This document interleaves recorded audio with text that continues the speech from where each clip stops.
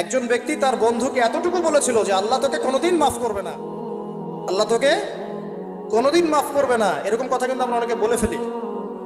আল্লাহ পাক মৌতের পরে এই দুই ব্যক্তিকেই ডাকবেন, কিয়ামতের মাঠে ডাকবেন। এটা বারজাখে হয়েছে।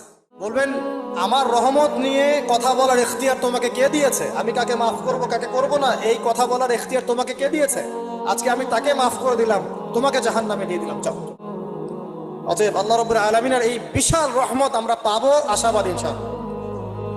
এই কারণে আমাদের প্রথম যে বিষয়টা ফোকাস করতে হবে, আল্লাহ রহমত পেতে হলে আমাদের অবশ্যই বস্তুবাদিতা ত্যাগ করতে হবে। আল্লাহ পাক দুনিয়া পছন্দ করেন না। দুনিয়ার মোহে যারা ডুবে থাকে আল্লাহ এদেরকে পছন্দ করেন। দুনিয়া প্রয়োজন, যতটুকু আমার দরকার আমি করব, যতটুকু প্রয়োজন নাই এই বিষয়টা আমি পেতেই হবে, চাই চাই আরো চাই। হ্যাঁ, দু হাতে চাপাও হাত পেতে নাও, ঋণ করে ঘি খাও, এইসব দর্শনের ধার ধারবো না আমরা ইনশাআল্লাহ।